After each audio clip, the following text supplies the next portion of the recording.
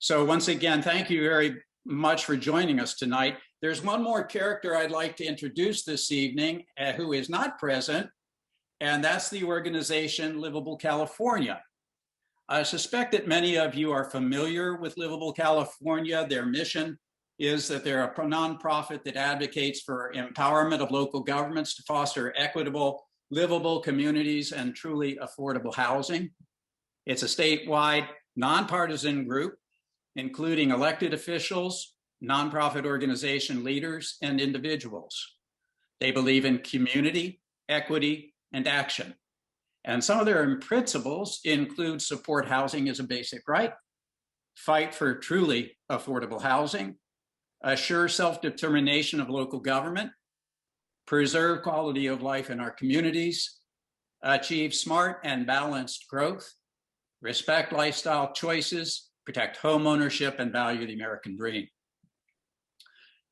So, Council Member Koretz, with that, would you please take it away? Oh, I certainly will. And thank you, Richard, for the introduction.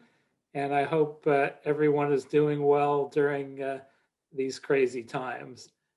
I'm happy to join you virtually, my fellow members of the Sierra Club, to discuss SB 9 and 10 and why I'm in opposition to both, in defense of our neighborhoods, affordable housing, and the environment. In my view, this is a fight for local control against proposed giveaways to market rate developers by the state of California. This fight is to preserve the very urban fabric of our communities. It's a fight against gentrification and a fight to preserve generational wealth. It's a fight to prioritize affordable housing over luxury building in order to produce and preserve units for Californians of all incomes. And lastly, it's a fight to preserve the process of the California Environmental Quality Act so that environmental impacts are disclosed before decisions are made. In my view, we're fighting against one man's unrealistic utopian views that he wants to impose upon all Californians. Senator Scott Wiener believes and argues that single-family home neighborhoods with trees and lawns are immoral, and that if we scatter much denser luxury market rate residential units throughout every such neighborhood, all will be right with the world in California.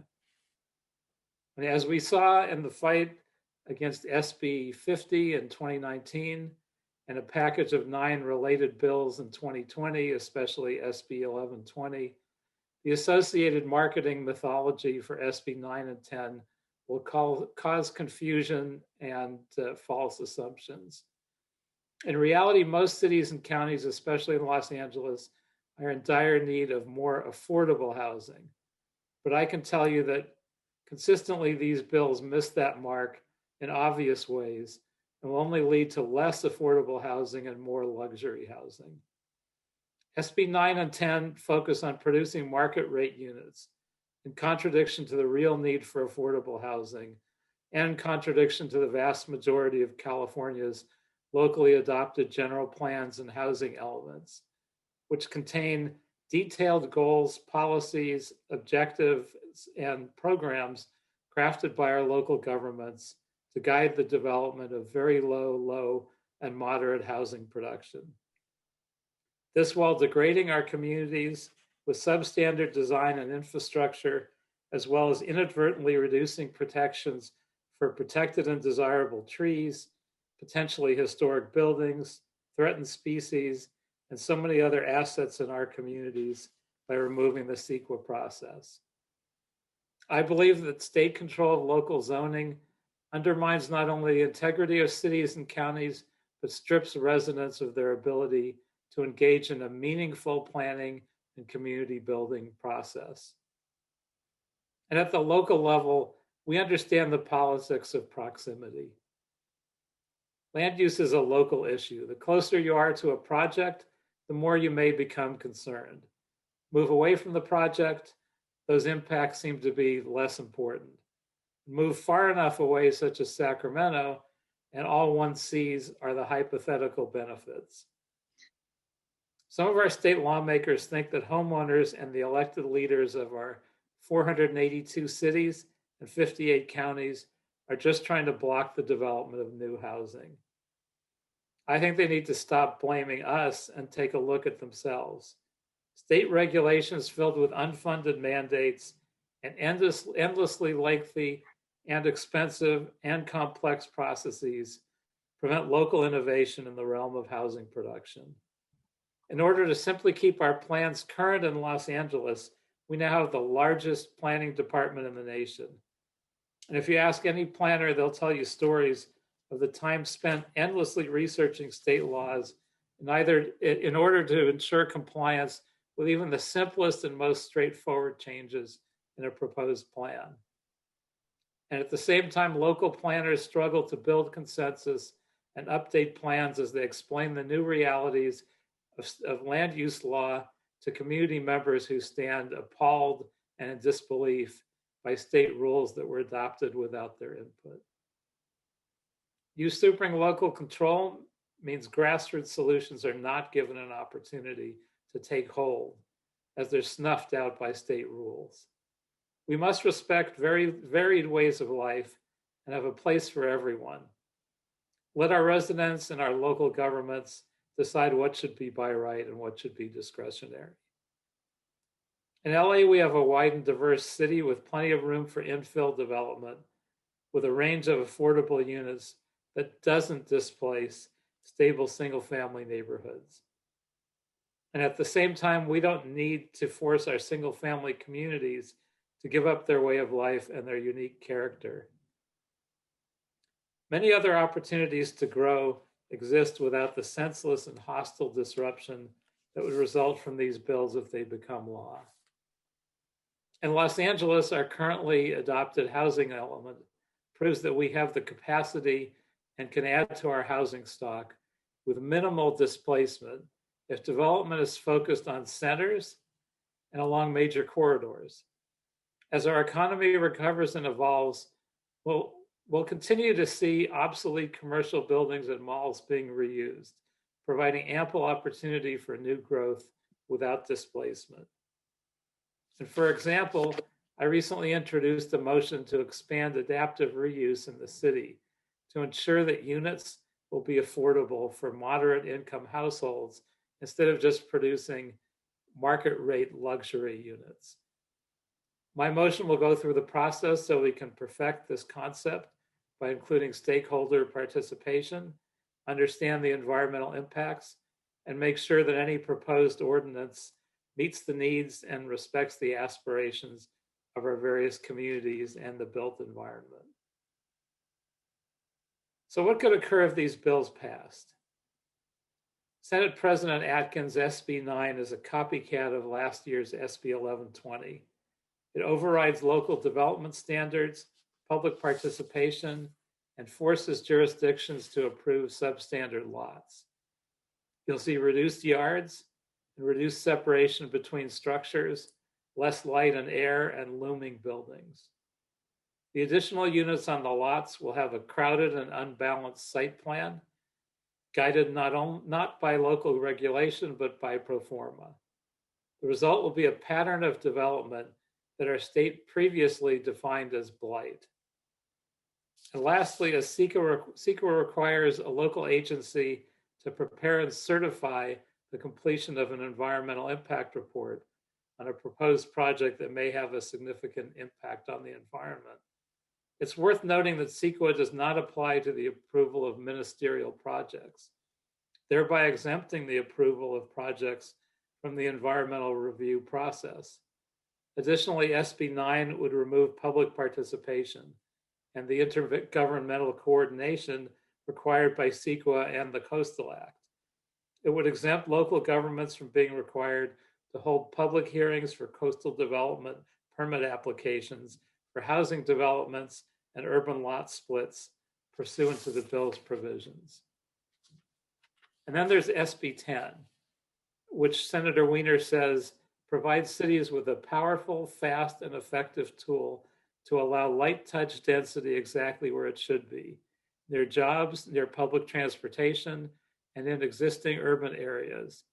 SB 10 will help move California away from a sprawl-based housing policy and toward a more sustainable, equitable, and effective housing policy. So that's what he says about his bill.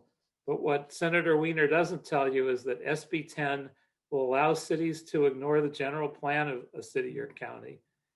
The general plan is both a constitutional requirement and a living document created with extensive community outreach and environmental study to build a consensus about how a community will grow.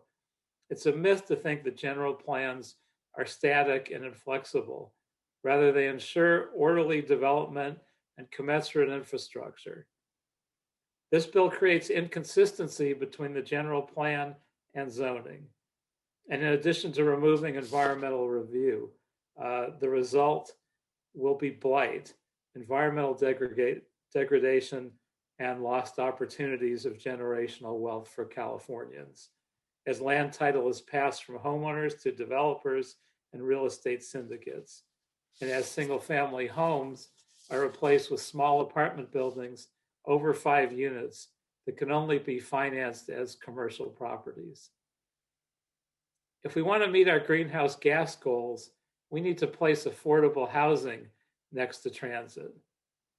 A 2018 Metro survey of bus riders found that just 12% of passengers had a household income greater than $50,000, and 60% of riders had an income below $20,000. SB 10 doesn't require affordable housing within half a mile of transit. It builds luxury housing near transit for people that will never take transit. And while the preamble of SB 10 alludes to affordable housing production and finds that, quote, enduring adequate production of affordable housing is a matter of statewide concern and not a municipal affair, unquote, no provision of the bill sets aside affordable housing.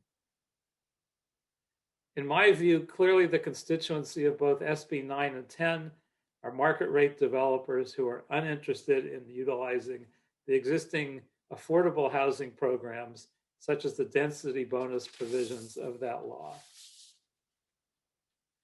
In 2020, SB 1120 missed passing by a hair, literally passing at midnight on the last day and not leaving time to be transmitted from one house to the other. This was partly because everyone, including myself, was appropriately focused on COVID, law enforcement reform, homelessness, and our economic disaster, all of which we still face. But in 2021, I'm not letting these bills out of my sight, and I'm in front and leading our city to ensure that we're clear about what these bills do. I want to remind you that Senator Scott Wiener just doesn't and won't take the hint that his housing ideas are wrong for California.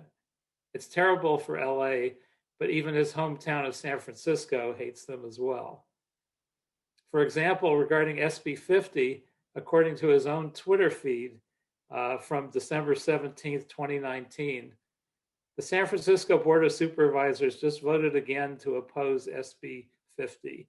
The board has now voted to oppose it not once, not twice, but 3 times. We get it, you don't like it.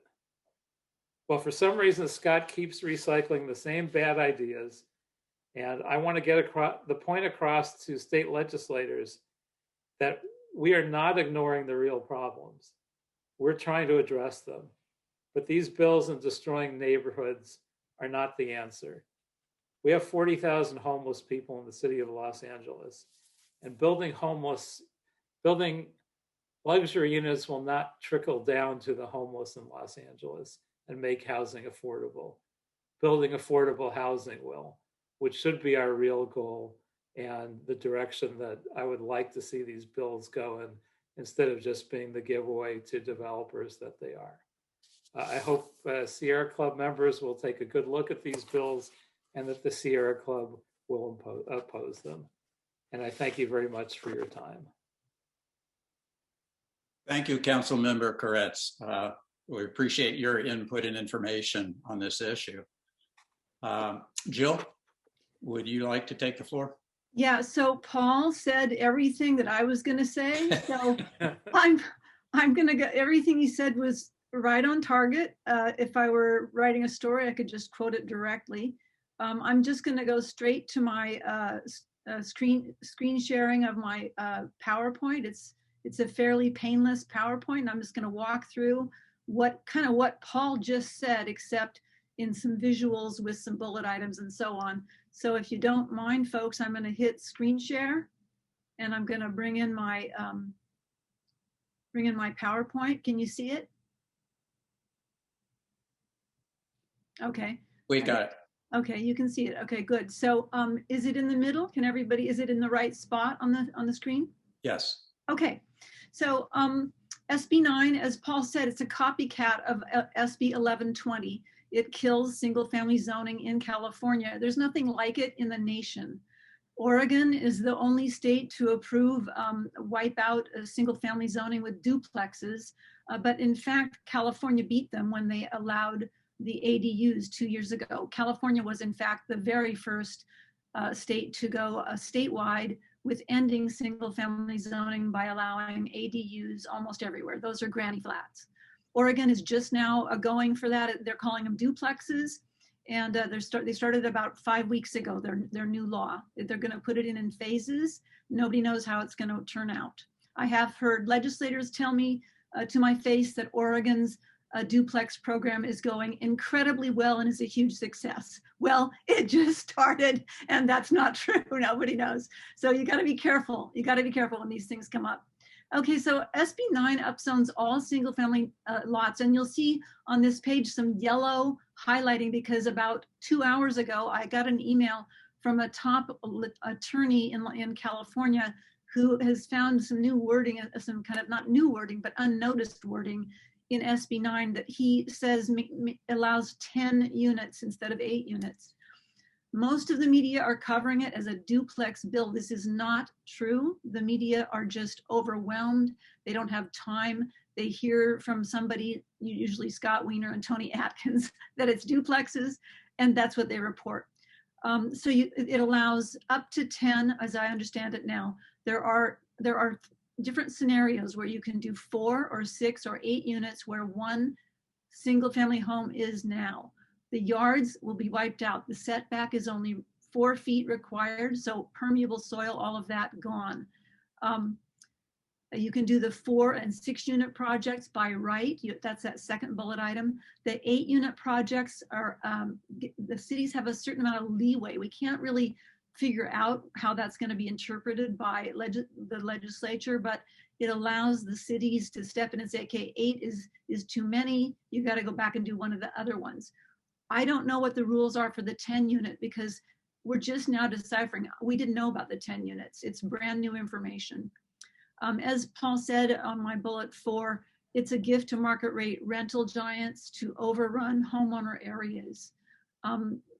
Millions of Californians need affordable housing, and SB 9 does not require any of the new units put into neighborhoods and wiping out single family. None of them need to be affordable. They can all be market rate or luxury.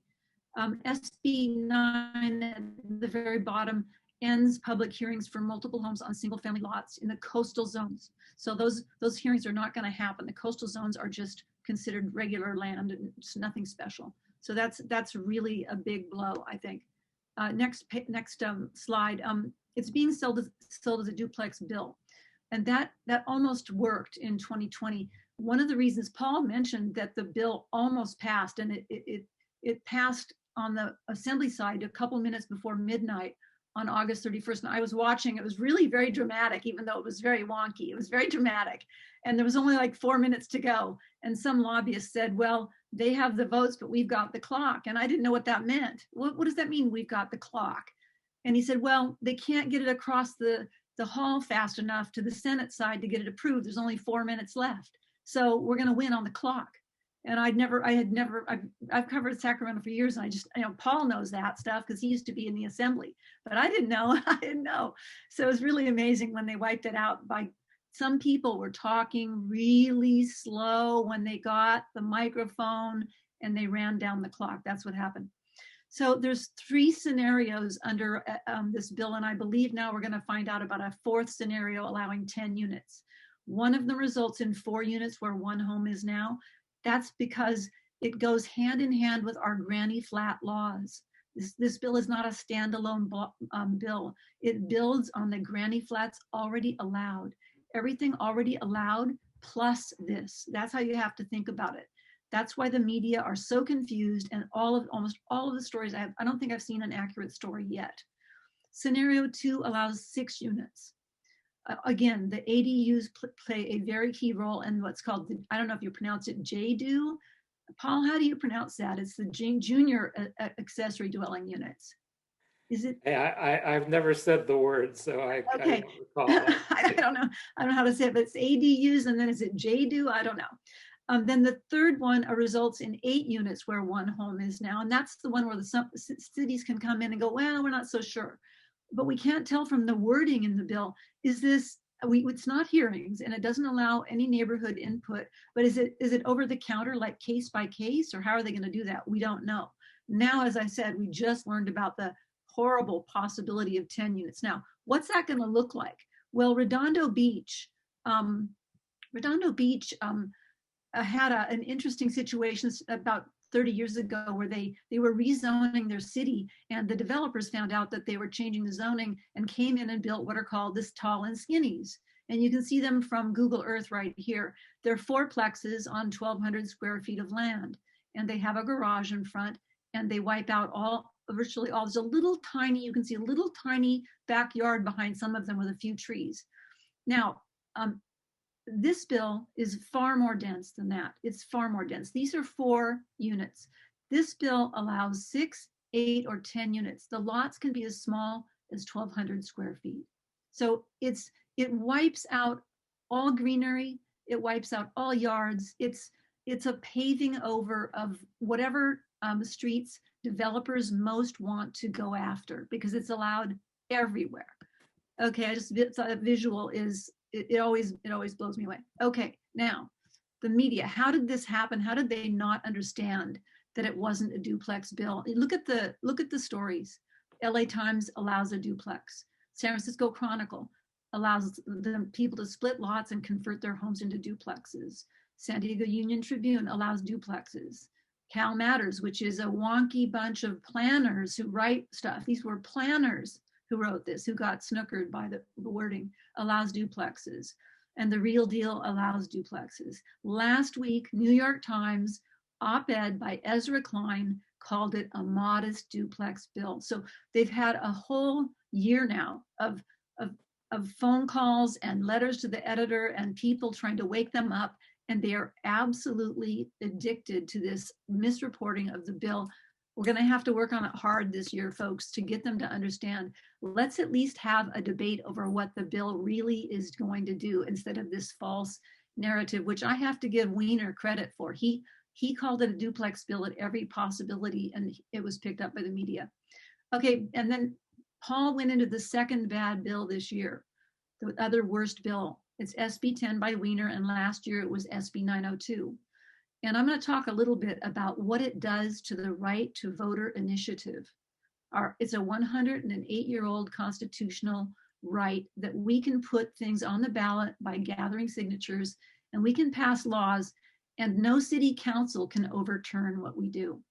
This bill allows any municipality, that would be any county supervisors or any city, to nullify city initiative, voter-approved laws that protect land from developers in any form, whatever it is. If it's a height limit, if it's protection of a shoreline, hills, canyons, urban boundaries, open space, anything that voters have approved. And you'll see my second bullet item. I did a quick search of maybe 4 or 5 hours one day and found 40 such protections in California just in the last couple of decades. There are probably many that go back to the 40s and 50s and 60s that are long-standing protections of canyons and shorelines and so on. This puts them all at risk. And of course, as a journalist, my first thought was, oh my God, what's going to happen is developers are going to start funding city council races in cities that have small councils, like 5 or 7 members. and quickly turn them into majority developer controlled and undo all of these voter initiatives. I mean, it's one of the worst ideas I have ever seen in a bill. It got no coverage last year, but it's back. So the second part, it's a two-part bill, and it's SB 10. It also allows what Paul was talking about, 10-unit market rate projects almost everywhere. And this brings in an issue that I know is at the deep heart of Sierra Club, and that is urban infill.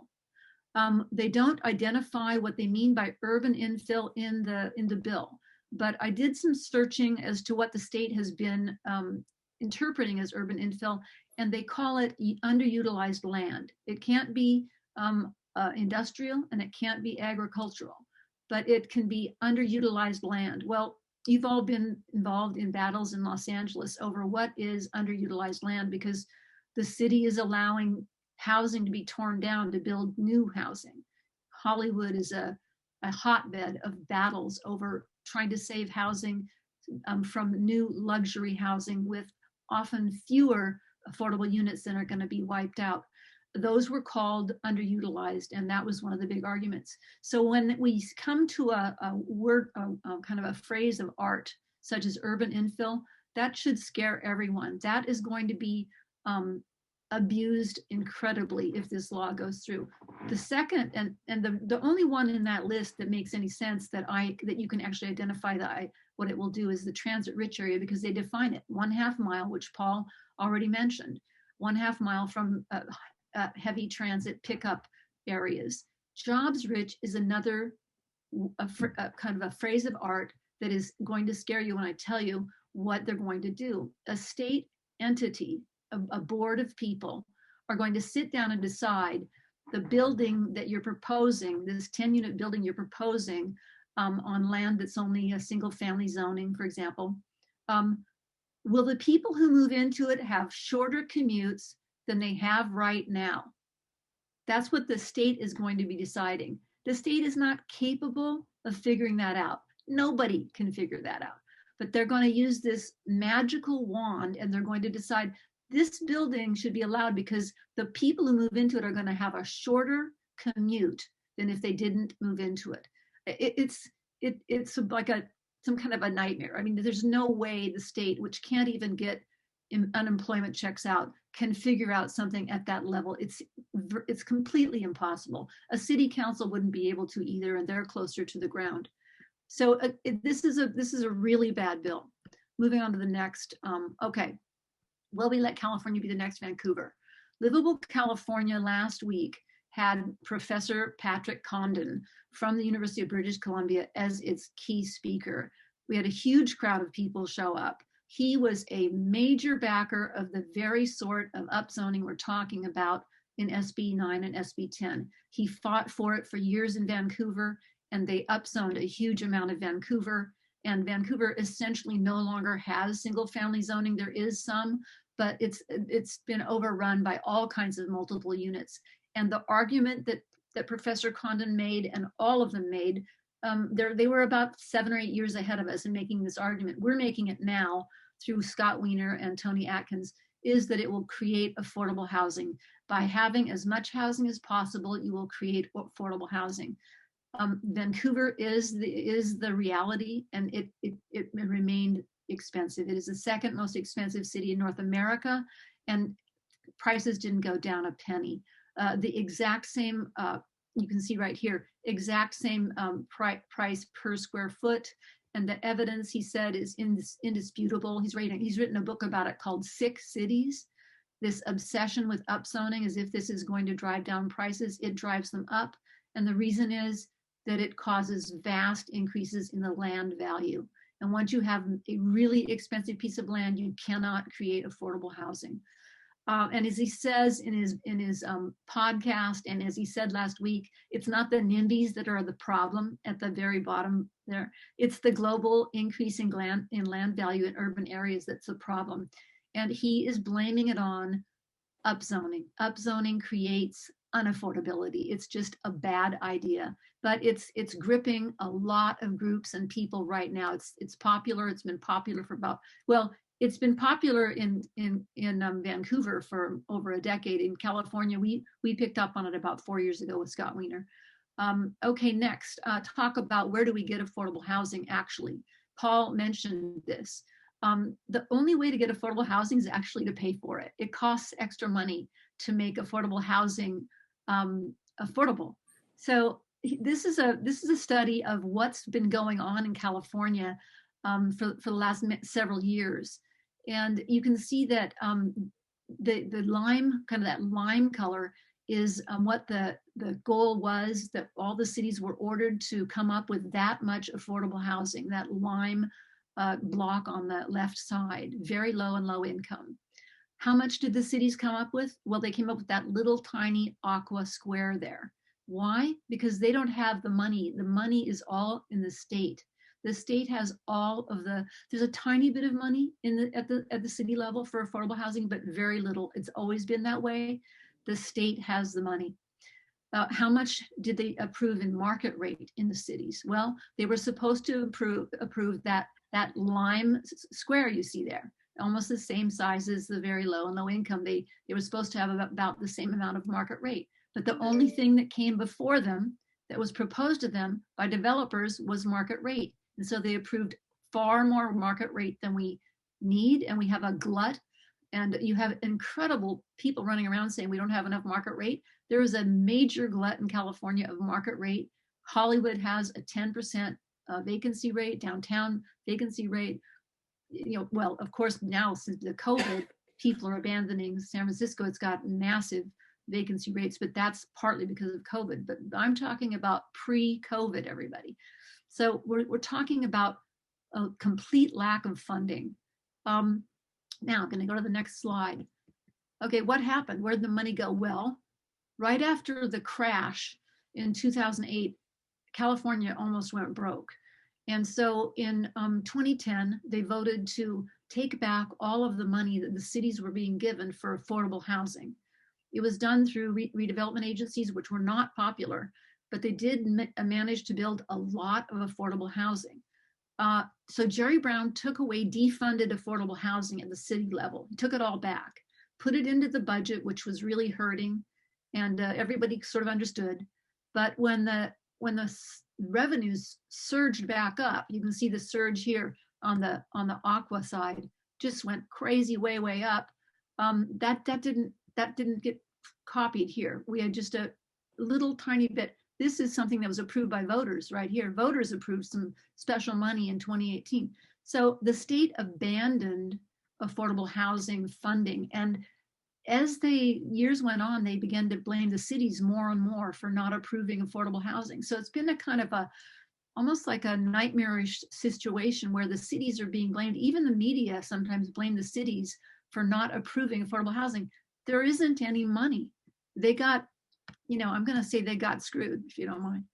Okay, a major hit on the environment. If you look at all of these kind of depressing things I've just shown you, I hate to say, in addition to all of these other problems, both of them were going to wreak destruction on the urban tree canopies across California. When we can't afford that, obviously we have heat islands, we're going to have major deaths in the next several decades. We're up in Los Angeles, as I understand it, they're expecting 2,000 deaths per year from the heat island effect, unless the city cools down. And the only way to there are two ways to cool down. And one is you have to rebuild your urban tree canopy. We're right in the middle of bills that are saying we're going to tear down the urban tree canopy. We're going to wipe it out. We're going to kill the yards, which are awful, elitist things. It's really incredible how interesting the spin is on this issue. So by destroying yards, we also pave over the permeable soil, and we set up a real problem with runoff and just incredible. It's hard to describe all the environmental disasters that can happen if we do this. Both SB 9 and SB 10 wipe out our defensible spaces between the buildings. And I'll go back to the Redondo Beach picture. This is going to be your defensible space between buildings when they're done. And so it's incredible that the debate is not focusing on these real issues. A lot of burn areas, as I'm sure you know, big burn areas in the last couple of years are not inside the severe fire hazard zones that are often exempt from density. They're outside those zones. They've jumped the zones, they've jumped the freeways, and they've burned down to the oceans. So these kind of fire hazard zones are getting more and more meaningless. Now, the final thing is it attacks, SB 10 attacks this concept of voter approved open space and protected lands. It's incredible that they're doing this, this isn't a front page story in the LA Times. It's hard. I mean, I kind of understand it because the newsrooms have been decimated and it's easy to pass complicated bills that are filled with lies because there's no media left in Sacramento. A very tiny group of people cover Sacramento.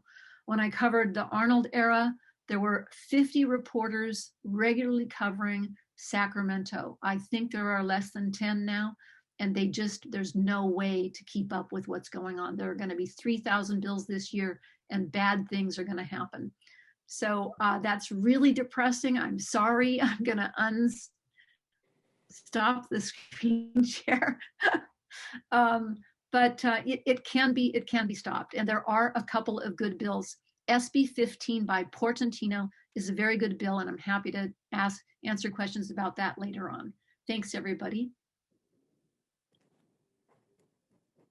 Thank you, Jill. That was a great presentation, very informative, and raises a lot of questions. I think there are a lot of questions. I'm not sure if they're addressed to anyone in the that have come up in the chat. So perhaps if I ask everyone, let me see, I'm going to ask everyone to unmute. If that's okay, Jill and Paul, is that all right if I ask everyone to unmute so we can have a casual conversation among us? Hey, it's fine, and I think either of us can take a shot at answering the questions. Okay, that's great. And I would like to remind everyone that you're asked to limit your questions or your remarks to 2 minutes or less, so we can answer everyone's questions. So here we go. So you all are asked to unmute, and welcome to the conversation.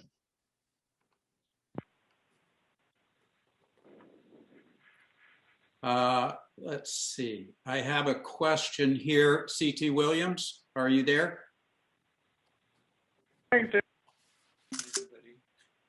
Walter Lamb. I'm sorry, try that again to unmute, please.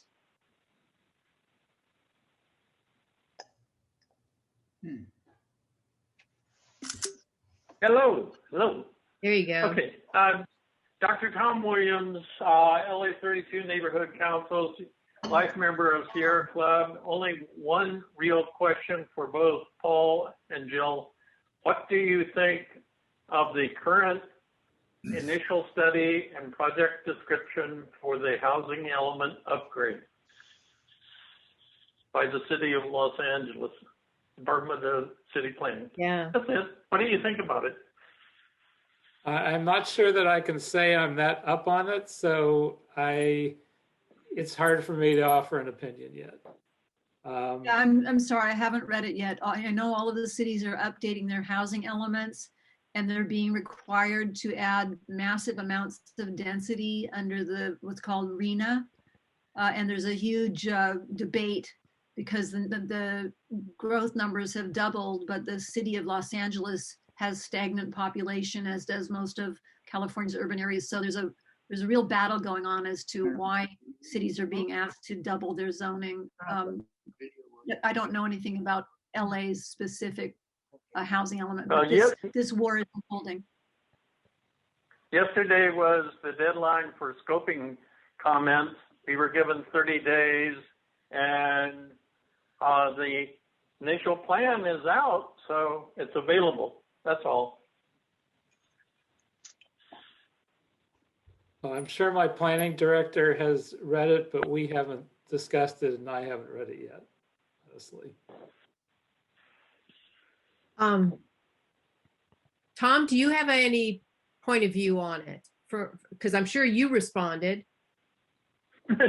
Yes, piece of trash. Tom, for all of you that don't know Tom's he's our oil and gas expert also. Plus, he's an expert on all our CEQA issues, and he's a major stanchion for us for learning all about CEQA. One of my backgrounds is I helped build, directed the building of 3,824 apartments in 3 calendar years and had 2-year waiting list. That's all.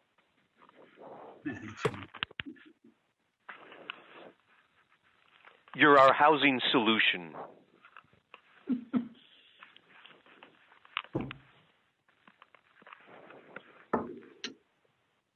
Tom, could you forward me this is Patricia calling or speaking. Could you forward me those comments that you made, and I could forward them also to Jill and to Paul? I will. Thank you.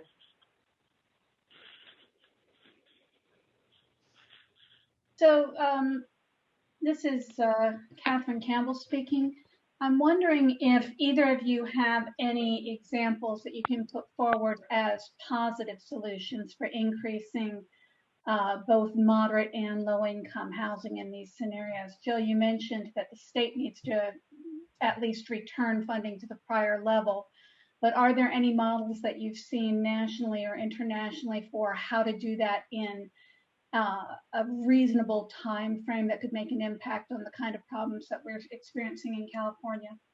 I don't know that that's based on other places, but just on what's happening now, on talking to property owners, I think there are a number of office buildings that are vacant or fairly vacant that we may anticipate seeing developers convert to housing, and the effort to make that largely affordable would be an approach. Also, pushing for more development on commercial streets rather than disrupting neighborhoods. There are a lot of empty buildings right now, some that are 1 story that could be 3 stories and mixed use, or 4 stories on a commercial street, and add a number of units again without having to displace anyone or disrupt single family neighborhoods, or which the city already does in its TOC developments, demolish a rent controlled building and replace it with a new market rate building.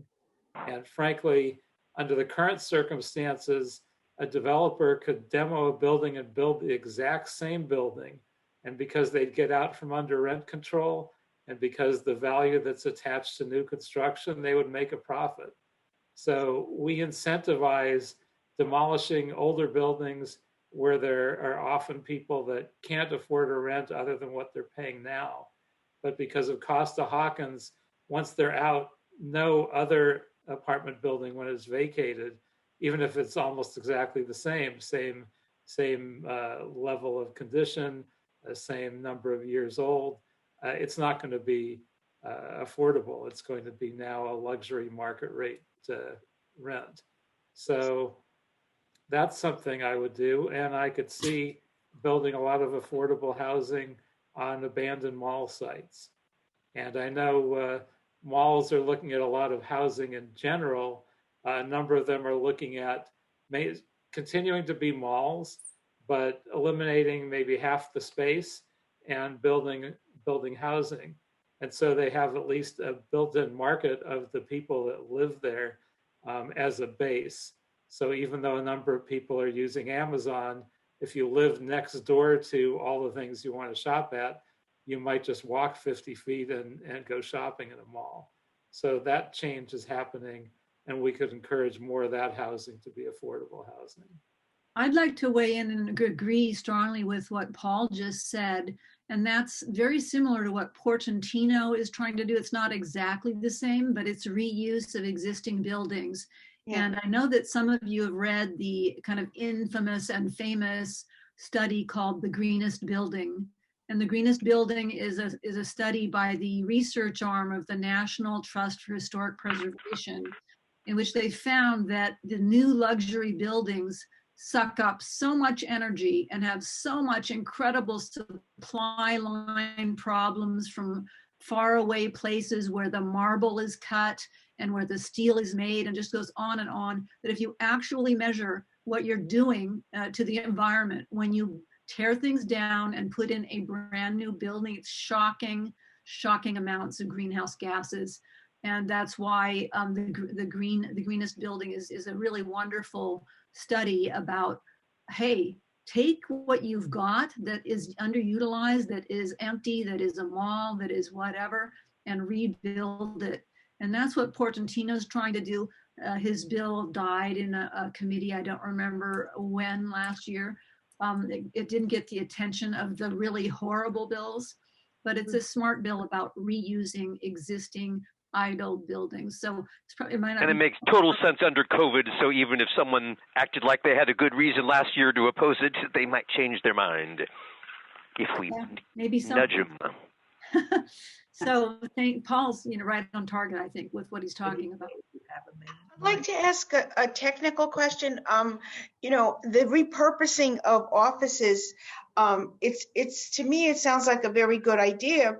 And if there's an owner, when you say repurposing, who's going to fund it? The owner, or will a developer come in and do it? And then will you still result in market price situations there?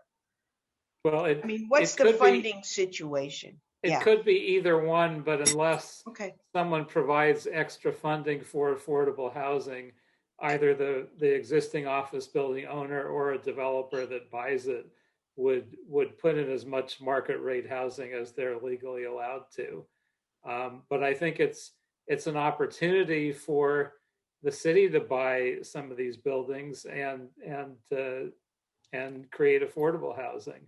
It's just a question of where the money comes from, and that's not easy. Well, that's the question. We have to count on some of it from the federal government, which. Okay, yeah, that's the question. Where's the money coming from? Yeah, that's the big question. Yeah. Suzanne, do you have a question? Yeah, I'd like to throw in a couple of thoughts. For those who don't know me, I'm a social ethicist, analyst, and psychologist. And I'm focused on changing the conversation because we're busy fighting these two bills, and we have to on one hand. But on the other hand, I'd like to see us, and I have a draft of something I've done, but I need a draftsperson or architect to make it look beautiful. And found out it's being done in old Covina, an old part of Covina, and then another friend who's an arborist and from the Netherlands said, oh, we're doing stuff like that there, which piggybacks on what Paul Koretz said about the going into the upper levels, the 1 to the 3 stories. And if we could get this drawing, or maybe an even better one, that what I've conceptualized that would, reduce and reuse and actually add to the trees because of how the second story would be done. But if we could get that, and I know from my history in Culver City, first of all, our 5 council people, I feel, are very decent people. They're split down the middle between, pro and con on the housing thing, because the ones who really want it are really trying to address homelessness, which we realize is like the trickle-down economy. The trickle-down housing isn't going to provide what's needed. But if we can get something out to all of our activists that's hands-on, that's visual, so it moves from being abstract concept into something a council person can see and look at, and then back it up with bullets of things that both Paul and Jill have said, and start engaging in the conversation. And we also need to find a meme that moves away from, we're NIMBYs and all the nonsense that's going on psychologically, just as we got the meme going, because I told people to say ban fracking is never going to work. Paul Williams had said the only way oil leaves is when they have to pay. So we created the meme of we started with the $1 billion security bond, and we also started with 1,000-foot setback when SB 4 came out on the oil field and the dangers. And then when people bought into it, we raised it up to 2,500 foot setback because there was more science to back that, and the 2.5 billion. And people bought into that, and it gave us pushback, which we could do in Culver City, to demand that our health and our security, since it's seismic, et cetera, needed to be protected. So if we can use something like that where we get the positive meme and pictures and then start inundating to get across our narrative that, as Jill pointed out, the media has all but destroyed. So if someone can work with me who knows how to use AutoCAD or whatever, I'd love to at least get this out. Maybe somebody or others could even improve on it, that creates the recycling, the carbon, heat sinks, et cetera, and provides both really low income and, homelessness addressing, plus the more affordable and moderate. Thank you. Suzanne, this minute. Thank you for that idea, and hopefully somebody online this evening will be able to meet your needs.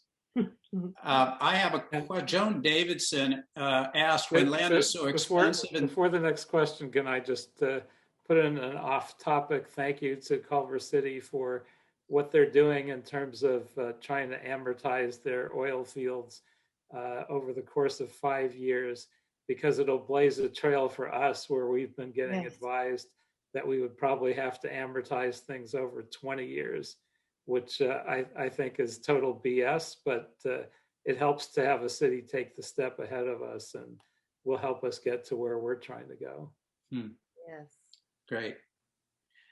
Joan asked, when the land is so expensive in some cities, what builder can afford to build affordable housing? Well, and I think the answer is that given the choice, they wouldn't. They would certainly build luxury housing and hope for the biggest profit possible. Of course. I'm hoping that we can do something with our zoning and look at ways to incentivize at least moderate workforce housing, which we also have a huge shortfall of. And it may take some subsidies, but I think if we find a way through zoning to make it more permissive to build more reasonably priced housing, that may be one way to do it. Paul, can you talked about the city's general plans and that these bills overrode those, and how cities' general plans were inclusive and developed with a lot of input. And I wonder if you can let us all know when the City of Los Angeles's general plan update is going to come back online in an inclusive, transparent way. It kicked off several years ago, and then the rug was pulled out, and now no one knows what's happening. Is that going to move forward again so that we have that to stand on rather than just saying that these general plans are important and inclusive and collaborative? I would have to say that I do not know more than anybody else about when that will happen or if it will happen. Are any council members looking to the planning department and asking them to please begin that process again, since it is so important to this very issue? I think that's a very good question. I'm not sure if anybody is doing that, but I suspect based on your question that that will happen in the future. I'm not sure if Daniel Skolnick, my planning director, is on this call, but if he is, he might have more of an idea of whether this is moving forward at all. Daniel, are you there or are you not there? I guess he's not. But I will try to find that out if anything is in the works. I suspect it is not moving at any great pace. And with our budget shortfall, it's a good excuse for the planning department not to be doing that as well. So it's even less likely. But I think that's a good suggestion, and we will take a good look at it. Can you hear me? Oh, Daniel, Hello? Is that you? Yes, it is. I was having issues connecting. The community plan process is still happening, and there's still a number of plans that are being worked on. With COVID, it looked like the work program disappeared for a while, but it was still moving forward. And even though it's slowed down a bit, things are still happening. In fact, there's even a community plan going to commission this Thursday for Hollywood, although that's been in the works for many, many years now. So a little slow down, a little hiccup, but it's still happening, and the department's adapting.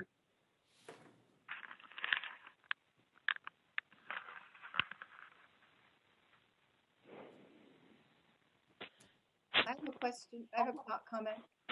This is Kathy Knight, and I live in Santa Monica.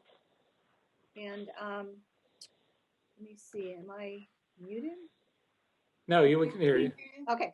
And one of the things that we realized is that we elected some people to the city council that cared about the neighborhoods here. Finally, we got some good people on, and one of the things we realized is that the last one, the other bills that Weiner put through almost passed. It was so frightening how close it came. And that this time we really need to stop these bills in Santa Monica, we decided, at the committee levels, and not wait till there's a final vote.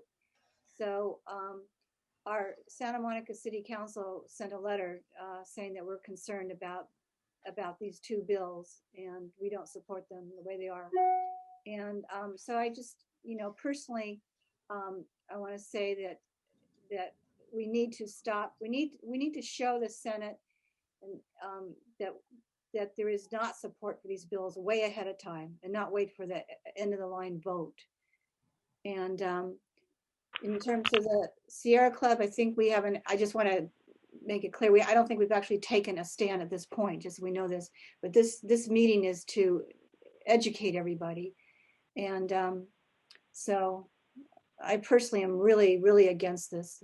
It's my neighborhood is already changing from single family homes being torn down to mega mansion type things. And it's really sad. And anyway, I have a 1953 home, and the backyard is huge. And I just walk outside and look out, and I feel relaxed just looking out and just seeing nature. It's something we just need to keep for our kids, for our children. Okay, thank you. Well, and I agree with you. And this time, rather than introducing a motion against SB 1120 months after it was introduced, again, because we were focused elsewhere, this year, almost immediately on the introduction of SB 9 and 10, I introduced a resolution to oppose it. The problem is that there certainly is a lot of support for developers on the LA City Council, so it takes a while to work our way past that to get bills, motions in opposition to bills like this. So we're on it, but I'm not sure how quickly it'll happen. I think the Sierra Club could do it more quickly. Hey, Richard. Thank you, Councilmember. Diane, if you could hold on. John Heath has had his hand up. John, do you have a question? Sure. Thanks, Richard, and thanks to everybody for doing this. Thanks to Suzanne de Benedettis for inviting me. I'm the president of United Homeowners Association.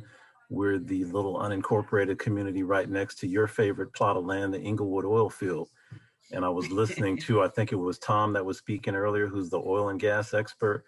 We probably need to have a separate conversation because we had to file a sequel lawsuit to stop an 88-unit condo development right across the street from that little plot of land. So we'll follow up on that. But real fast, Councilmember Koretz and Jill, thanks for your insight as always. I wanted to ask the councilman, what's the chances of amending his resolutions, which we weighed in on in support of, and we're going to soon be encouraging the entire council to support those. I'm part of a group called United Neighbors, which is a coalition of homeowners groups across the region, and I'd encourage all of you to consider joining and supporting that effort. But what's the chance of amending those resolutions to remove the requirement that the mayor concur, so that once the city council adopts that, it would just be the policy of the city and you guys can go forward and go forth and send that to our friends in Sacramento? And then also, lastly, what, if any, benefit might there be in terms of pushing affordable housing to looking at repealing Article 34 from the California Constitution, which is a crazy holdover from days gone by when a bunch of white folks thought that they needed to stop public housing because they didn't want certain people living in their neighborhoods. Obviously, we have an affordable housing crisis, and whatever we can do to make it easier and less bureaucratic to build affordable housing, we should do it. Thoughts? I'm not familiar with Article 34. What does it actually do? That's the constitutional amendment that was adopted by a bunch of folks in the early 50s. It basically requires a public vote to be held whenever there's public housing. So anytime the city has a project that public funds is going into, there's some attestation or affirmation that has to be made that, you know, this many units is going against a certain allocation. I think the last time the city took that vote was in 2008. So they're reaching the end of their allotted public units. So that's something I think the mayor has been looking at, but that's Article 34. And I don't think in our previous opposition to Scott Wiener's bills and others that the mayor caused any trouble for them. So it's very rare that he's overridden a council policy. I think it's happened once since I've been on council over the course of 2 mayors. So I thought what happened before was that he didn't concur, and therefore there was no clear message coming from LA that this was the official position of the city. Maybe I misunderstood that. I'm not aware of that, so I'll have to double check. I know there was an effort on a different bill by Wiener, which was the 4 a.m. bar bill, to allow bars in Los Angeles and a number of other cities to stay open till 4 a.m., which I thought was an equally bad idea, and led the opposition to that one. And to his colleagues, Scott Wiener said, because the mayor was supportive, that was why LA was included, but that was not the policy of the city of Los Angeles. That was just the mayor's. So I flew up a couple times to speak against it in committees to make sure they knew that the council was not in support of the bill. And the first year we were not in support, but in later years we were actually formally in opposition. So again, that can be confusing based on what the mayor's folks who do the lobbying for the city of Los Angeles are saying. So once in a while, we just have to go up and clarify it ourselves. I wanted to say something about John's mentioning of 34. There is some talk, John, and John Heath is always ahead of the curve on this stuff.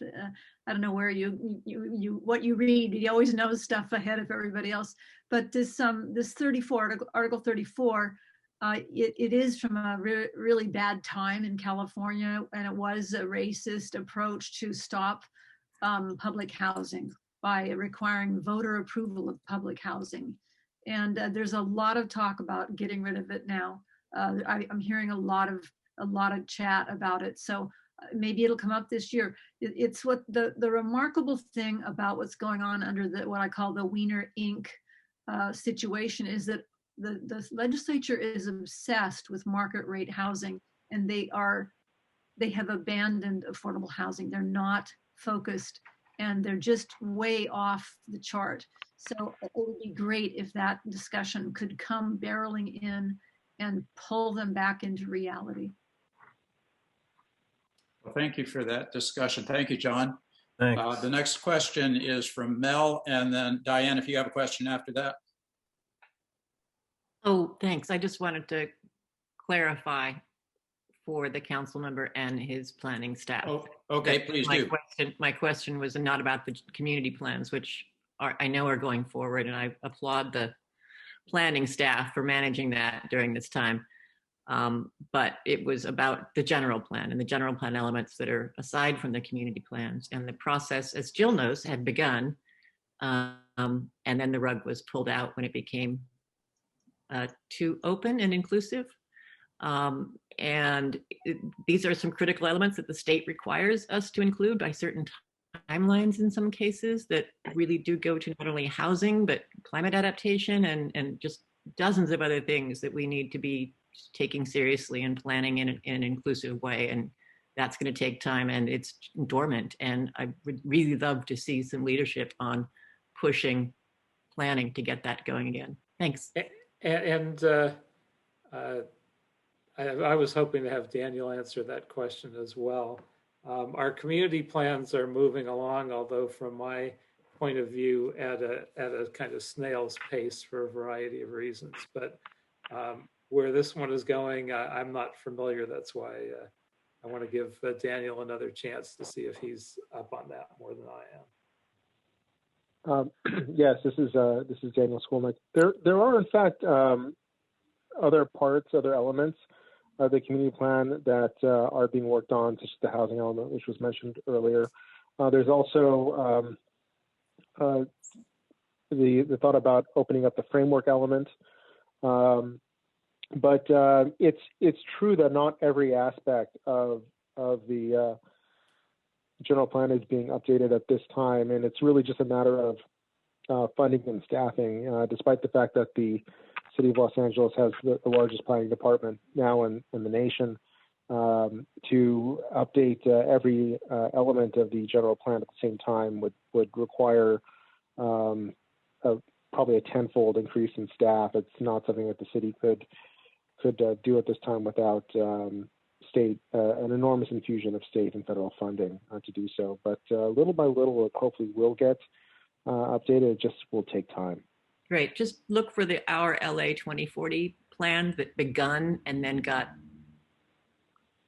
killed, and push to move that forward. Thanks. Okay. Mel, do you have a question?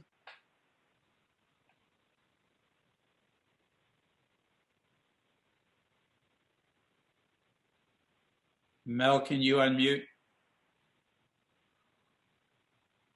I'll come back to you, Mel. Catherine, do you have a question? Yeah, if you guys don't mind me changing topics just a little bit, it's germane to this group. Jill, you've spoken or written in the past about LA's urban canopy and where we stand relative to some other more progressive cities. I'm wondering if there's anything developing either in terms of organization initiatives or legislative initiatives that you're aware of that would give us hope that someone's paying attention to improving the way we manage the urban canopy in the greater LA area. Well, this week, a major deadline ended for weighing in on the city's approach to the urban tree canopy. I can't give you much detail because I've been jumping in and out of that topic and I'm not up to date. But I can tell you that Los Angeles is probably in 20th or 30th or 40th place among the major cities in America for protecting its trees. Santa Monica is a really interesting example of a place with tons of development. And in the most recent full year, they only allowed 3 trees to be killed while they did all of this because they use the Seattle approach, also known as the Melbourne approach, where every tree is protected while they build.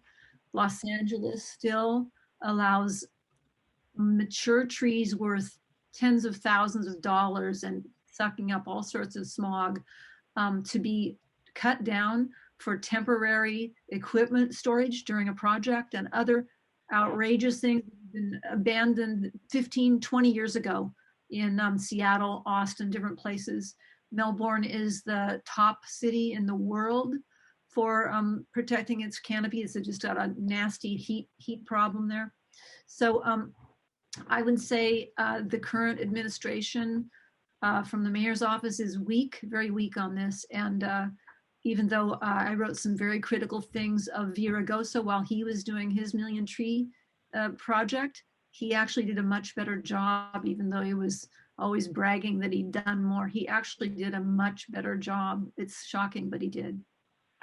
We also have had an opportunity to make things worse with one of our programs, which is as a result of a good lawsuit against us, we committed to putting in at least $25 million every year for the next 25 years to repair our sidewalks. But in many cases, to actually remove and replace a sidewalk, you would have to wind up killing a tree. And so I've tried to get the city to adopt a more tree-focused approach where if they absolutely couldn't cut off part of the roots where the sidewalk is, that they'd make the sidewalk meander around the tree area. And I've been pushing that for a while. I don't know how well we've implemented it. But certainly if we don't do that, we have the potential to take down hundreds, if not thousands of trees, if not tens of thousands of trees, as we replace that much sidewalk over the next 25 years. And that alone could massively damage our urban canopy. We're also in the process of inventorying all the trees in the city, which will make it easier for us to track them and preserve them. So that's a couple of things. I've also been pushing for us to add some trees to our list of protected trees, which is also pretty weak. So there are a lot of things we could do beyond that. I think we are one of the weakest cities in tree protection of major cities, but several of us, Bob Blumenfield as well, are pushing to improve that.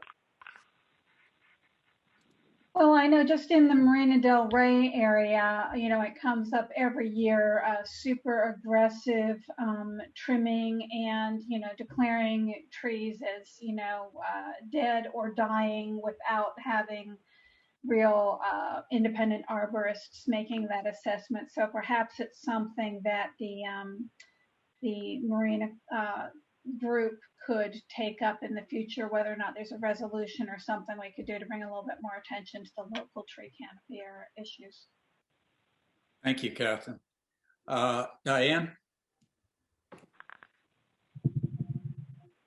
Let's see, Diane, can you unmute?